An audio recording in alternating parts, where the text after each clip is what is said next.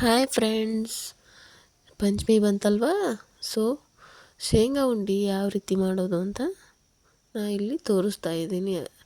ಅತ್ಯಂತ ಸುಲಭವಾಗಿ ಯಾವ ರೀತಿ ಮಾಡೋದು, ಇದಕ್ಕೇನು ಪಾಕ ಬೇಡ, ಏನೇನು ಬೇಡ, ಬರೀ ಎರಡು ಇಂಗ್ರೀಡಿಯೆಂಟ್ಸ್ ಇದ್ದರೆ ಸಾಕು.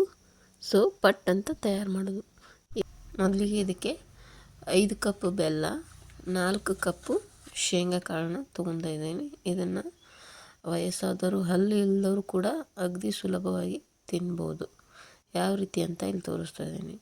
ಈ ಹದಕ್ಕೆ ಬರುವ ಹಾಗೆ ಶೇಂಗಾ ಕಾಳನ್ನ ಹುರ್ಕೊಂಡು ಇಟ್ಕೊಂಡಿರಬೇಕು. ಸ್ವಲ್ಪ ಆರಿದ ನಂತರ ಒಂದು ಸಪ್ಪೆನ ಬಿಡಿಸ್ಕೋಬೇಕು. ಈ ರೀತಿ ಪೂರ್ತಿ ಬೇಕಂದರೆ ಪೂರ್ತಿ ಬಿಡಿಸ್ಕೋಬೋದು. ನಾನು ಸ್ವಲ್ಪನೇ ಬಿಡಿಸ್ಕೊಂಡಿದ್ದೀನಿ. ಸೊ ಈ ಥರ ಬಿಡಿಸ್ಕೊಂಡು ಅದನ್ನು ಒಂದು ಮಿಕ್ಸಿ ಜಾರಿಗೆ ಹಾಕಿ ಈ ಥರ ರುಬ್ಬಬೇಕು.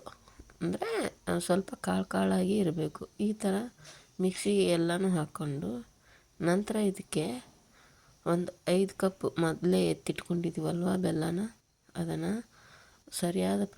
ಸರಿಯಾಗಿ ಮಿಕ್ಸ್ ಮಾಡಬೇಕು. ಕೈಲಿನೇ ಮಿಕ್ಸ್ ಮಾಡಬೇಕು.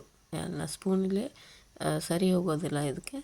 ಸೊ ಕೈಲೇ ಈ ಥರ ಗಂಟನ್ನು ಹೊಡಿತಾ ಪೂರ್ತಿ ಮಿಕ್ಸ್ ಮಾಡಬೇಕು.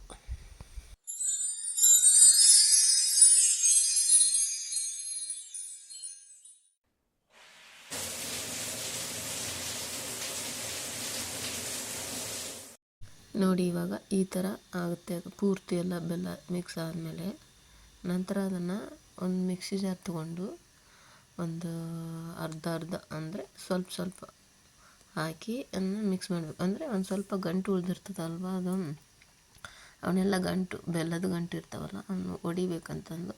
ಸೊ ಮಿಕ್ಸಿ ಜಾರಿಗೆ ಹಾಕಬೇಕು. ಹಾಕಿ ಒಂದು ರೌಂಡ್ ಅಷ್ಟೇ, ಒಂದೇ ಪಾಯಿಂಟಲ್ಲಿ ಒಂದು ಸ್ವಲ್ಪ ರೌಂಡ್ ಹಾಕಿ ತೆಗಿಬೇಕು. ಯಾವ ರೀತಿ ಇಲ್ಲಿದೆ ನೋಡಿ, ಇಷ್ಟೇ ಸ್ವಲ್ಪ ಹಾಕಿ ತೆಗಿಬೇಕು. ಈ ಥರ. ಸೊ ಎಲ್ಲನೂ ಮಿಕ್ಸಿಗೆ ಹಾಕಿದ್ಮೇಲೆ ಈ ಥರ ಆಗುತ್ತೆ. ಸ್ವಲ್ಪ ಉದುರು ಅನಿಸಿದರೆ ಇನ್ನೂ ಜಾಸ್ತಿ ಬೆಲ್ಲ ಹಾಕ್ಕೋಬೋದು. ಸೊ ಈ ಥರ ಉಂಡೆ ಬಂದರೆ ಸಾಕು. ಈ ಥರ ಕೈಲೇ ಹಿಂಗೆ ಜಿಗಿದಾಗ ಈ ಥರ ಉಂಡೆ ಸೇಪ್ ಬಂದರೆ ಮುಗೀತು. ಇನ್ನೂ ಸ್ವಲ್ಪ ಬೆಲ್ಲ ಬೇಕು ಅನ್ನೋರು ಹಾಕ್ಕೋಬೋದು. ಶೇಂಗಾ ಉಂಡಿನ ಈ ಥರ ಮಾಡಿಕೊಟ್ರೆ ಮಕ್ಕಳು ಕೂಡ ತುಂಬ ಇಷ್ಟಪಟ್ಟು ತಿಂತವೆ. ಮತ್ತು ಬ್ಲಡ್ ಕೂಡ ಜಾಸ್ತಿ ಆಗುತ್ತೆ. ಒಂದು ತಿಂಗಳಲ್ಲಿ ಅಂದರೆ ಯಾರಿಗೆಲ್ಲ ಬ್ಲಡ್ ಇಲ್ಲ ನೋಡಿ, ಈ ಥರ ಮಾಡ್ಕೊಂಡು ತಿನ್ನೋದ್ರಿಂದ ಬೇಗನೆ ಬ್ಲಡ್ ಇನ್ಕ್ರೀಸ್ ಆಗುತ್ತೆ. ವಯಸ್ಸಾದವರು ಕೂಡ, ಅಂದರೆ ಹಲ್ಲಿಲ್ದವರು ಕೂಡ ಇದನ್ನು ಆರಾಮ್ಸೆ ಜಗಿಬೋದು. ಸೊ ಈಸಿಯಾಗಿ ತಿನ್ಬೋದು. ಸೊ ಈಗ ಸವಿಯಲು ಸಿದ್ಧ ಶೇಂಗಾ ಉಂಡೆ. ಸೊ ಇನ್ನೂ ಯಾರೆಲ್ಲ ನಮ್ಮ ಚಾನಲ್ನ ಸಬ್ಸ್ಕ್ರೈಬ್ ಮಾಡಿಲ್ಲ, ಪ್ಲೀಸ್ ಸಬ್ಸ್ಕ್ರೈಬ್ ಮಾಡಿ.